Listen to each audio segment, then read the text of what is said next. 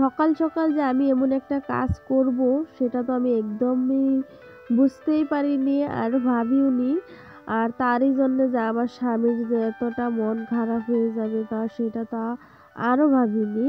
তো কি করলাম এমন কি, তো আপনারা যদি দেখতে চান তাহলে আমার পুরো ভিডিওটা দেখবেন। আমি হচ্ছি ফাতেমা, আপনারা দেখছেন ফাতেমা লাইফস্টাইল।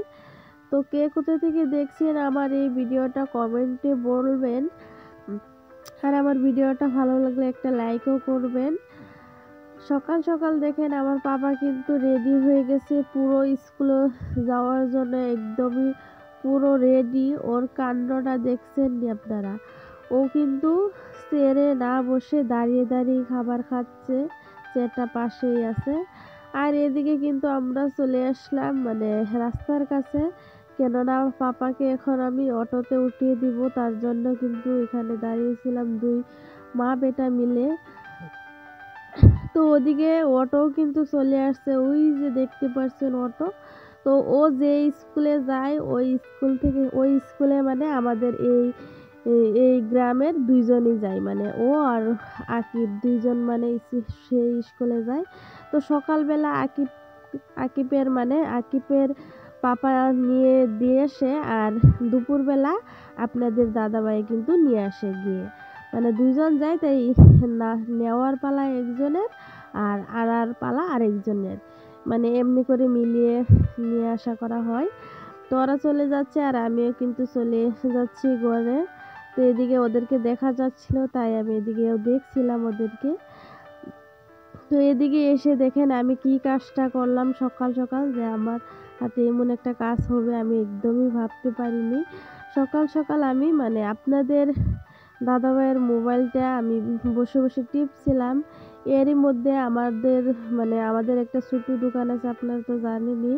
সেই দোকানে একটা কাস্টমার আসছিল, সেই কাস্টমার সে আমাকে ডাকছিল আর আমি আমাদের রুমে ছিলাম, তাই মানে আমার বিছানা থেকে বসে বসে যেহেতু মোবাইল টিপছিলাম, ওখান থেকে যখনই আমি যেতে নিলাম সেই মুহূর্তে কিন্তু আমার হাত থেকে এই মোবাইলটা পড়ে গিয়েছিল, পড়ে গিয়ে একদম মোবাইলটা একদম অনেকটাই ফেটে গিয়েছে। তার জন্য আপনাদের দাদাভাইয়ের মনটা কিন্তু একদমই খারাপ।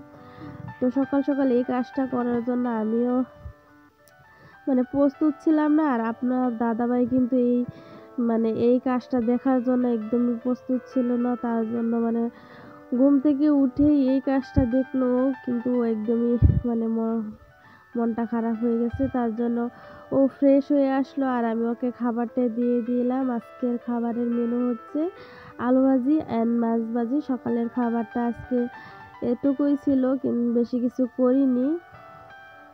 তো এখানে ওকে খাবারটা দিয়েছিলাম। ওর দেখেন মনটা ভীষণই খারাপ, ওর কথা বলার স্টাইল দেখেই বোঝা যাচ্ছে। আর এদিকে কিন্তু ওনাকে এত চিনেনি আপনারা, আমার প্রায় ব্লগ ভিডিওতে ওনাকে দেখেন। তো উনিও আসছিল আমাদের ঘরে সকালে। তো বিকালবেলা আমার পাপা কিন্তু স্কুলতে চলে আসছে, আর এখানে দেখেন ও ওর যে খেলার সঙ্গী সাথী ওদেরকে নিয়ে এখানে বল খেলছিল, যেহেতু আমাদের উঠানটা অনেকটাই বড়, তো আমাদের উঠানেই খেলছিল। আর পাশেই কিন্তু আমার আচারের বয়মগুলোও ছিল, তাই আমি ভয় করছিলাম কি বয়মেই বলগুলো লাগিয়ে দেয় নাকি, তার জন্য চিন্তা করছিলাম। তো আমার ব্লগ ভিডিওটা কেমন হয়েছে কমেন্টে বলবেন কিন্তু ভুলবেন না। তো আমার ভিডিওটা এই পর্যন্ত ছিল। আল্লাহ হাফিজ।